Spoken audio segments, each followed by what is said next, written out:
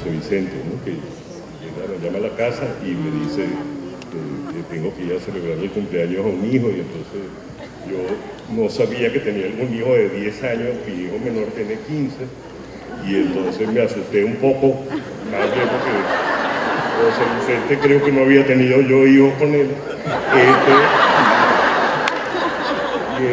Pero después me aclara que son 10 años del sistema venezolano de investigación y formación del magisterio venezolano, y eso me parece además una cosa fantástica, porque uno, hablando de hijos, siempre trata de como que pasen las edades y las cosas, ¿no? Entonces que no pase el tiempo. Pero los muérganos, eso, una de las características que tienen es que siempre van creciendo, y entonces si ayer eran un niñito que estaba en primer grado, después pasa a tercero, y después comete una de las cosas más horrendas que le hacen los hijos a uno, que es pasar de la niñez a la adolescencia. Y entonces después van al liceo, y es una cosa que es prácticamente un crimen, porque tienes el último chamo en el liceo, entonces quiere decir que ya no está tan jovencito, ¿no? Ni siquiera haciendo trampa. Pero entonces, bueno, este hijo de 10 años que me estaba poniendo es un hito formidable. Y yo, bueno, aprovechando que solamente estoy en el minuto 23 de la intervención, aprovecho para decir que además estoy feliz de estar aquí, y me parecen cosas que yo tendría que necesariamente decir. No voy a hablar porque ya Pedro habló muy bien de nuestros compañeros que nos acompañaron con el coro y con las chamitas bailando, que son una cosa fantástica. Yo no conocía a Yolanda Granado, fíjate, todavía estoy aprendiendo el nombre. Ustedes son de deudas que nosotros tenemos con nosotros mismos como pueblo, ¿no? Porque cada una de esa gente, así como Yolanda Granado, son las cosas que nos hacen ser lo que somos y podernos levantar ante un mundo que permanente y sistemáticamente está tratando de arrasar para que nosotros no seamos nadie. Porque el ser puro presente, ese ser puro presente en el cual a la gente solamente le interesa cómo gana la plata, qué es lo que pasa, cómo le muerde la yugular a otro para poder sobrevivir en un mundo en el cual estamos en una cosa entre salvaje y alegre, porque la parte alegre es efectivamente que nos ponen unos chistes por el TikTok, entonces estamos riéndonos y pegados ahí todo el mundo viendo de cómo se ríe, es decir, en esa idea permanente de presente. Es la idea de tratar de negarnos sistemáticamente como pueblo.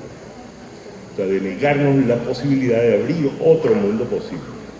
¿Y que él lo niega? No lo niega precisamente una circunstancia o solamente el aspecto histórico, sino además se hace adrede, específicamente. Pero las dos cosas, ¿no? Es decir, es producto de un proceso histórico, pero además también de una intención que reafirma sistemáticamente ese proceso histórico de negarnos, de hacer que dijimos de ser. Pues quien no tiene pasado, es decir, quien no tiene una referencia sobre la cual asirse, es decir, y nosotros en realidad nosotros tenemos pasado, ¿no? No solamente 100 años, los 40 años que contó Maritza, sino que efectivamente tenemos pasado, ¿no? Y tenemos cientos de años de pasado que son escondidos para nosotros, ¿no? Porque yo estoy ahorita en una cruzada para decir que nosotros somos indios, y al final de la intervención me gustaría que pudiéramos decir que somos indios. Eso no nos quita ni un solo pelo de corzo, si es que hay alguien es corzo, no nos quita ni un solo pelo de isleño, si alguien es isleño, no nos quita ni un solo cabello de africano, como somos además también todos, pero es una cosa que podríamos tener que afirmar sistemáticamente, que somos un conjunto de historias sistemáticamente además negadas, y negadas por represión, por fuerza, por coacción y, como decía Simón Bolívar, también por engaño. El sistema del engaño entonces también sistemáticamente se nos niega. Y cada vez que yo llego y veo que, por ejemplo, aparece Yolanda Granado, y entonces aparece Yolanda Granado con aquella celebración tan grande, cada vez que yo veo a José Vicente, y entonces en cada una de las imágenes de las maestras y maestros que estuvieron en la formación del sistema venezolano de investigación y formación del magisterio, y que entonces nos dejaron y andan por ahí de todas maneras con nosotros, y los veo y los recuerdas a cada uno, y cada uno lleva sus aplausos, y uno llora cuando ve a Carlos, a Carlos Lang, un militante tan hermoso, tan entregado, tan absolutamente sin ninguna grieta, con una consecuencia tan tremenda, y entonces uno lo aplaude de pie, y entonces es como si estuviera aplaudiendo a las mismas niñas, en ellas y en cada una de las gentes, pues lo que está aplaudiendo es a nosotros mismos naciendo. Y ese tema de nacer y conformarnos sistemáticamente como nosotros mismos, en nuestra historia, en nuestros orgullos, en nuestros olores, en nuestros sabores, en nuestro prójimo, es precisamente de lo que tendría que efectivamente trabajar nuestra educación. Porque ¿qué es sino educación? Entonces alguien pensó que educación era como la lista que presentaste tú ahorita, ¿no? Una cosa así como capacitación, entonces, bueno, enseñarte contabilidad. Eso está bien, pero eso no parece educación, ¿no? Enseñar a usar correctamente los signos de puntuación. Y bueno, entonces efectivamente yo he visto un montón de clases de uso efectivo de los signos de puntuación, un montón de gente que nunca escribe una línea. Y si la escribe, cuando la escribe dentro del teléfono, pues resulta que aquella cosa es un desastre, porque no haya cómo poder decir nada. Pues el signo de puntuación es algo así como una regla. Entonces la capacitación esa como que parece más parecido a lo que a veces se llama adiestramiento. Y adiestramiento lo busqué, justamente lo había buscado como anteayer, ¿no? Y adiestramiento quiere decir algo así como instruir, educar, enseñar una cosa, acepción 1 del diccionario de la Real Academia, pero la acepción 2 es domesticar, domar los animales. Si cuando nosotros pasamos a adiestrar, es decir, a que efectivamente la gente llegue y brinque cuando uno le diga a que el león se monte en el cuadradito ese que usa la gente de la doma cuando uno le enseña el látigo y la silla, entonces lo que uno está haciendo prácticamente es negar la humanidad de nosotros, porque además no solo niegas la de quien estás domesticando, sino que el domesticador y el maestro domesticador, cada uno de los gente cuando actúa de maestro domesticador siente, yo estoy seguro además que lo siente, en cada una de sus fibras, cómo se le van partiendo esas fibras, porque está negando su humanidad, es decir, pasando a ser vacío. Había una película, por cierto, que yo vi en los años 70, por ahí, 78, la película no era nada buena, no se la recomiendo a nadie, no la vean. Pero la película se llama Miami Nuestro, pero así Miami Nuestro.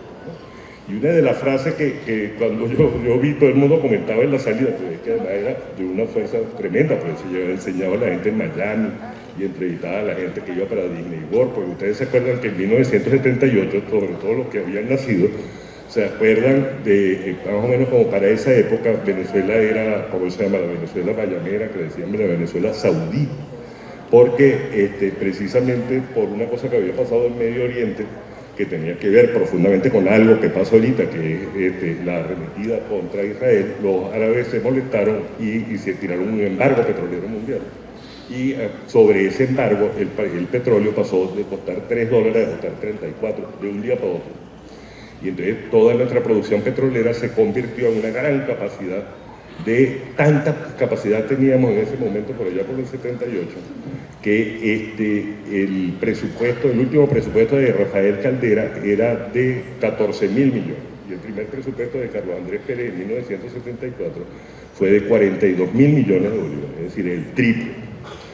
Usted dice, bueno, pero eso es mucho, es poco. No, lo cierto es que si tú tienes todas las cosas ya pagas, que era lo que quería decir, que tu presupuesto último era 14.000, quiere decir que tienes 2 veces lo que tú tenías para pagar todo, sueldo, obra, vaina, todo lo que tenías planificado, pero tienes 2 veces eso libre de polvo y paja para poderlo gastar en cualquier cosa. Y por cierto, lo gastaron en cualquier cosa. Y una de las cosas que gastaron fue poder tirarlo.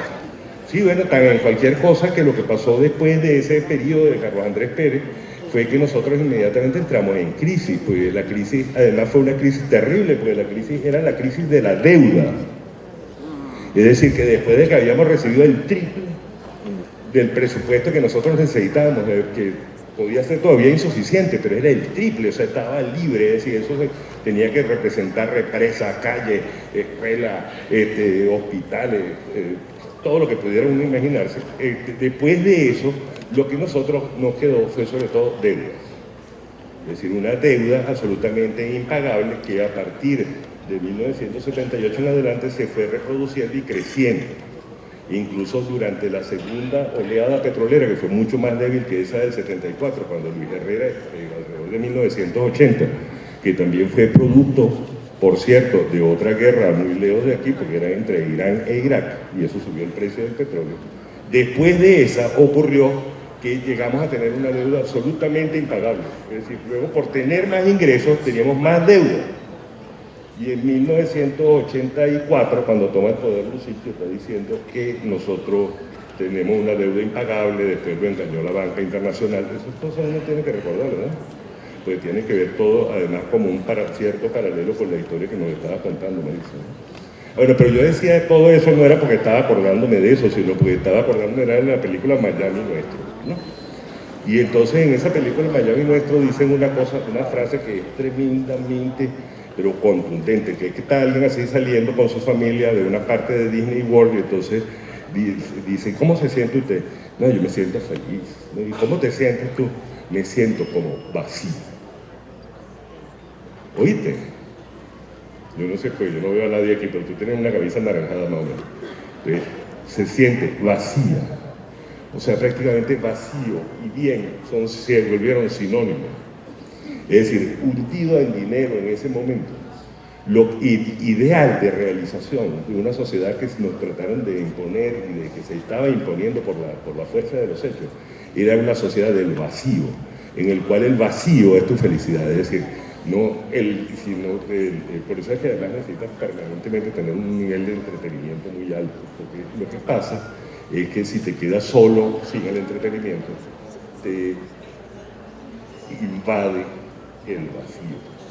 Y el vacío es el presente permanente, el presente sin dignidad, el presente en el cual nosotros no existimos. Imagínate qué cosa tan importante, ¿no? Porque tú podrías hacer dos cosas con la escuela. Puedes hacer una cosa que signifique,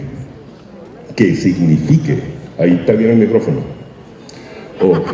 Puedes hacer una cosa que signifique adiestrar a la gente para vivir en el vacío, en esa tremenda promesa de vacío en la cual nosotros estaremos conectados, de acuerdo con Elon Musk, directamente del cerebrito a la pantalla, de tal manera que te genera una realidad virtual y te conviertes en el estúpido más estúpido posible, lo más parecido a una ameba y lo más alejado de un ser humano, o que nosotros podamos ser seres humanos parados sobre nuestros propios pies, orgullosos de nosotros mismos, capaces de vivir, de sufrir, porque parte de las cosas que pasa en la vida es sufrir, pero además incluso cuando uno la sufre es feliz, me dice Joana, porque uno recuerda que está vivo. Una cosa que me la dijo en estos días y me caí, bueno, incluso, o sea, cuando está en el máximo momento de tristeza, puedes decir que vive la felicidad porque reconoce que está vivo. Y te digo, qué cosa tan impresionante, ¿no? Es decir, podemos tener una educación para estar vivos, es decir, para reconocernos vivos, para hacernos vivos, para hacer nuestro propio lugar en el espacio, en el tiempo, las cosas donde nosotros podamos ser vivos, o podemos hacer una escuela de muertos más inteligentes, menos inteligentes, porque yo creo que en la lista de los zombies, ustedes saben, los zombies son muertos en vida, ¿no?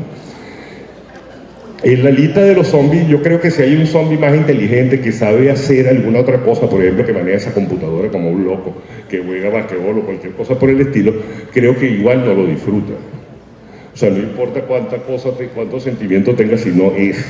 Es decir, el zombie, la característica básica es que está muerto. Entonces tenemos en la escuela de zombies, en la cual distraemos a los zombies, o en la escuela de la gente viva. Yo estoy oyendo a Maritza con muchísimo placer y a María Eugenia haciendo historia, entonces yo digo, el sistema venezolano de investigación y formación del magisterio tiene más historia todavía. Entonces comenzó en el siglo XIX con Simón Rodríguez, defendiendo la educación popular, pero defendía la educación popular y no solamente eso, sino que defendía varias cositas más, ¿no? O sea, entonces, una de las cosas que defendía y la que yo quiero subrayar en este momento, porque ya se me va a acabar el tiempo, es que el educar es crear voluntades. Es decir, ese rolo de muérgano que era un tipo que se había alzado contra todo el mundo, porque por eso es que no estaba precisamente en Europa porque estaba de paseo y se ganó algún tipo de rifa o alguna cosa por el estilo, sino porque estaba peleado con el imperio. Y lo que estuvo haciendo en Europa fue además tratarse de ganar la vida. Y se ganó la vida estudiando, y además dentro del estudio estuvo pegado, por ejemplo, a Teresa de Mier, que es un tremendo tipo mexicano que yo no sabía que existía si no fuera por Simón Rodríguez, y que es un absoluto genio, que hizo, entre otras cosas, llevó al Parlamento mexicano la ciudadanía mexicana para Simón Bolívar. Y hay que ver que uno buscarlo allí, lo celebramos en estos días, la ciudadanía mexicana de Simón Bolívar. Y fíjate cómo funciona la cosa, ¿no? Está un maestro loco desafiando el mundo, pidiendo que la educación sea para todos y que de repente no es una escuela para blancos y una escuela para indios, sino una escuela para todos, que además dice que es general, que no solamente dice que es general, sino que lo escribe a veces con J y a veces con G, pues inventa su propia ortografía, porque desafía la forma de escribir, y sus páginas son páginas en las cuales son absolutamente creativas, distintas, novedosas. No tenía TikTok.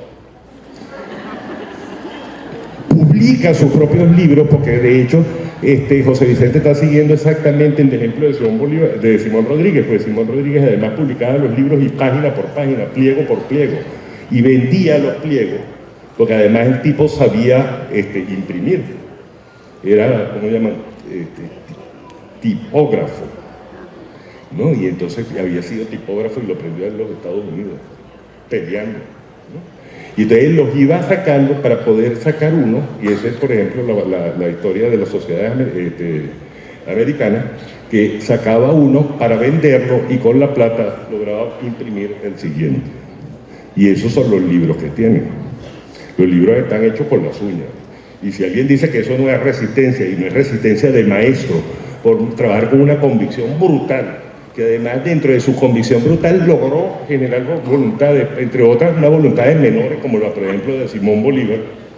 Y te digo yo, chévere, ahí está su acción, ahí está su reflexión sobre la acción, su ligazón profunda con el momento político, que es una cosa además que tenemos que nosotros también subrayar en lo que se refiere al sistema del magisterio venezolano, porque la educación no ocurre en el aire, sino que ocurre allí para la construcción de la República, que es el principal acto político del siglo XIX. Un acto que diría alguien que no era polémico, claro que era tan polémico que efectivamente tuvimos 14 años de guerra. Metido dentro de eso, entonces cumpliendo con las tres cosas, ¿no? Entonces el tipo era del sistema venezolano de investigación y formación del magisterio, y está muy bien leído al principio porque lo formó. Y eso además tiene una tradición que le sigue, y entonces yo no puedo hablar del siglo XIX porque ya quedan 17 minutos 17 con 49 segundos. Entonces me voy a ir corriendo para 1932, no es que yo tenga excelente memoria, sino que se lo acabo de preguntar a José Vicente, y entonces decir que ese fue el año en que se fundó la Sociedad Venezolana de Maestros de la Instrucción Primaria. Rodolfo dijo una vez de instrucción pública, y yo le digo que no será tan broco. Y yo digo que Rodolfo es una de esas gente que uno tiene que aplaudir, porque si uno está celebrando los 10 años del sistema venezolano de investigación e información del magisterio, tiene que aplaudir a una gente que fue absolutamente valiente para hacer eso contra todo el mundo. Todo el mundo acusándolo además de loco. Bueno, pero en 1932 otro loco que se llamaba Luis Beltrán Prieto Figueroa, con un atajo de locos, que son los atajos de locos, que son prácticamente el panteón de los maestros venezolanos, y loca, entonces también estaba fundando la Sociedad Venezolana de Maestros de la Instrucción Primaria. Y al fundarla, lo primero que estaba levantando era la formación. Y lo segundo que estaba haciendo, pues prácticamente lo que hizo, y estamos en 1932, está en pleno régimen de Gómez, es decir, que está en una dictadura. Y en una dictadura que tiene presos y comiendo vidrio, por cierto, porque muchos de los presos lo hacían comer vidrio para matarlo. Lo tiene preso, es decir, que lo que está en una acción progresista, que es prácticamente una acción de enfrentamiento directo con el gobierno. Una de las primeras cosas que hace la Sociedad Venezolana de Maestros de la Instrucción Pública es sacar, creo que Araguaney, la revista del Magisterio Venezolano. Otra de las cosas que hace es formar el primer congreso de maestros venezolanos, y lo que están discutiendo ahí es pedagogía y cómo convertir las aulas en otra cosa totalmente distinta, en cómo garantizar que la escuela fuera general, en cómo garantizar que el lugar del maestro en la sociedad fuera otro, parado sobre sus propios pies y enfrentando a una dictadura. Y lo están haciendo, porque eso esta cosa también se le olvida a la gente que celebra el Día del Maestro, lo están haciendo en un momento en que el 80% de la población venezolana era analfabeta, en que las escuelas eran una rareza completamente extraña dentro del territorio venezolano, y donde había liceo, creo que solamente en algunas capitales. Y es una pelea. Hemos avanzado desde Simón Rodríguez y desde Prieto, yo creo que es evidente. En la escuela que menos clases tenga ahorita, que van 2 veces a la semana en una escuela en Miranda, yo sé que lo confirmo, en la Rosaleda Sur, si quieres saberlo. Entonces, en el Centro de Educación Integral, no me acuerdo el nombre, que van 2 días. Okay. En esa que van 2 días a la semana, creo que avanzamos arrechamente. Y avanzamos. Claro, porque es que tú puedes sacar la cuenta contra el Emil Friedman y decir, bueno, pero es que todavía no toca. Y ustedes saben que el Emil Friedman se aprende en instrumentos, ¿no? Todavía los estudiantes de esa escuela inicial, ¿cómo se llama? De la Rosaleda Sur, todavía no tocan contrafagot, y además en las piezas de Mahler se equivocan cada ratico, porque los chamos eso parece que no habían visto un contrafagot en su vida. ¿Me entendieron eso? Voy a tener que explicar qué es un contrafagot, porque ya llegamos a 21 con 42. Ahí estamos muchísimo mejor, porque tenemos educación pública, porque tenemos decencia. Cada vez que alguien llega y te convierte y convence de que tú no eres, tú como docente, que eres un lavaperro o alguna cosa por el estilo, o un robot, o una gente que está ahí especialmente para patearla por las costillas, entonces ahí atrasamos. Cada vez que los maestros llegan y sacan el araguaney, cada vez que hacen la biblioteca, cada vez que llegan y se rebelan, cada vez que escriben el proyecto de Aragua, cada vez que hacemos constituyente educativa, entonces nosotros llegamos y avanzando. Y avanzamos como gente. Porque hay una gente que cree, yo sí me iba a tomar 5 minutos hasta llegar por lo menos al minuto 27. Y yo lo escucho con mucha frecuencia, incluso entre nosotros, y cuando digo nosotros me refiero a revolucionarios chavistas, que los maestros son una especie de grabadora. Entonces yo pongo la grabadora porque resulta que yo nací en 1959, en el 70 y pico estaba la grabadora.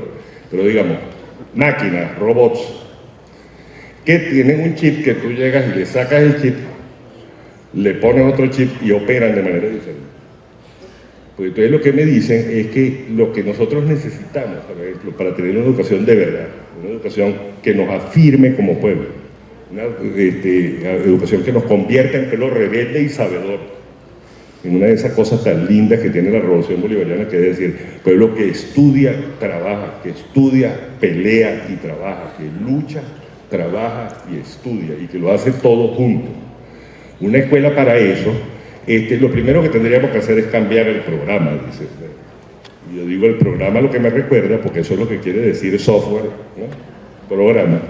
La idea, y hoy en día se te graban, muchas de las maneras de tener programas es que lo grabas directamente sobre el chip, es que le retiras el chip a José Vicente y le pones otro, porque José Vicente resulta que es una especie de zombie, es decir, nosotros queremos crear no zombies, es decir, gente viva, pueblo vivo, fuerte, con pie, con capacidad de iniciativa, con zombies, que uno les dice hoy, ahora no digan por favor que la historia de la humanidad se divide en la edad antigua, la edad media, y la edad moderna y la edad contemporánea. Ahora se tiene que dividir de otra manera, y los chinos fueron los que inventaron el papel, y entonces la gente llega, se aprende esa vaina y va y la dice. Sin alma. Sin darse el derecho de ser vivo, porque el derecho de ser vivo no es el derecho de respirar, o el derecho de comer. El derecho de darle sentido a la vida, ¿no? Es el derecho de poder amar a una mujer tan bella como esta. Es el derecho de poder encontrarnos con el prójimo. es el derecho de encontrarnos en un sentido, es el derecho de estar orgullosísimo de Teresita y de Brillo, que son mis padres. El derecho a estar orgulloso y que cuando uno diga y escucha el himno nacional, entonces uno llora en el himno nacional. Me encanta Pedro que llore, yo no sé si todavía está ahí, pues yo no veo a nadie. ¿No? Pedro, imagínate, el derecho a tener ese viceministro que llora con uno, imagínate, es una cosa que vale tan hermoso. De todas esas cosas es lo que quiere decir estar vivo.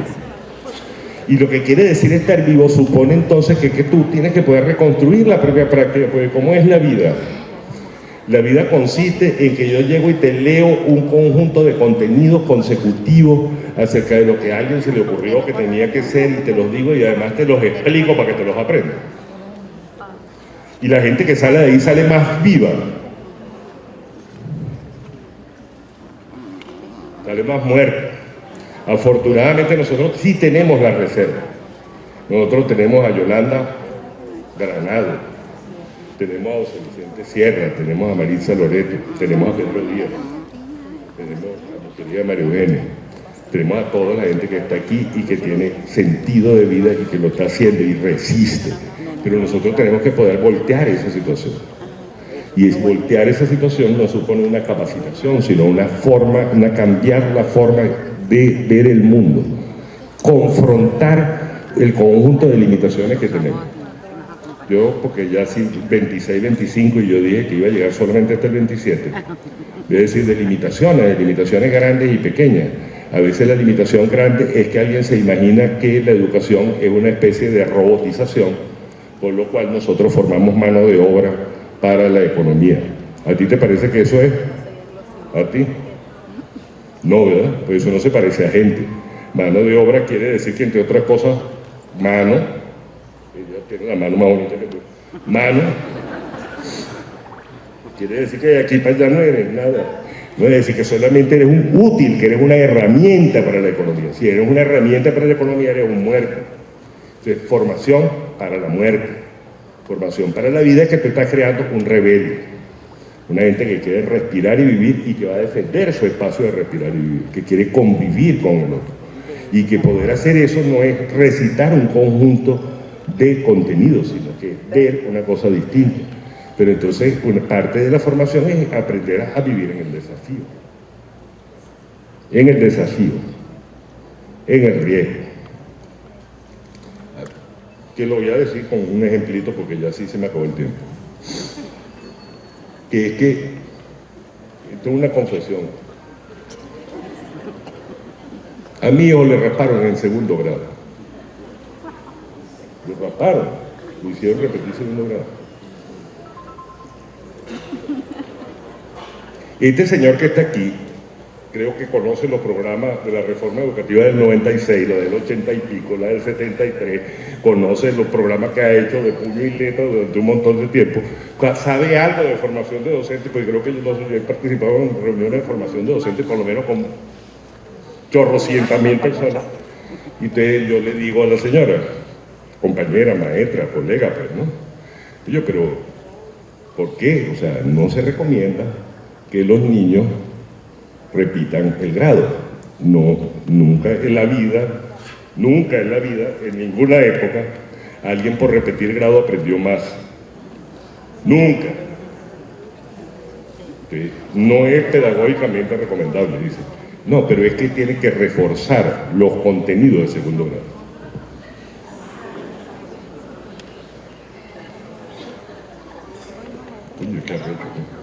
Yo trato de recordarme cuáles son los contenidos de segundo grado de algo, de cualquier cosa, ¿no? Y entonces me recuerdo que el programa del 96, que es el programa que se supone que está vigente ahorita, pero que también no está vigente, de quien lo vea, el programa del 96 está organizado por bloques de contenido y declara en los programas de primera etapa de educación básica que la primera etapa se considera una etapa porque es un continuo. Es decir, que no hay ningún contenido que corresponda a primer grado o a segundo grado o a tercer grado, sino que es suficiente que lo vaya alcanzando durante los 3 primeros grados correspondientes al ciclo. Y lo dice el programa. Pero la colega ni siquiera se ha leído el programa, sabe qué es lo que debe decir el programa. ¿Y qué es lo que debe decir el programa? Que los contenidos que uno tiene que aprender son un conjunto de cosas que uno tendría que recitar. Es decir, que si en segundo grado alguien dice que uno se sabe la propiedad conmutativa de la suma, de la adición, no dice suma sino adición, entonces resulta que, y si tú no lo sabes, tienes que repetir el año para poder ver los contenidos de la propiedad conmutativa de la adición. La propiedad conmutativa es muy fácil, entonces no se le había preguntado a José Vicente, pero le voy a poner como tarea que me explique la propiedad asociativa, que esa yo no la entendí nunca, por más que estudié como 15.000 años de matemáticas. ¿No? Pero resulta que la propiedad asociativa estaba en tercer grado, entonces tú tenías que saber de la conmutativa para poder... un disparate horrible. ¿Qué pesa allí?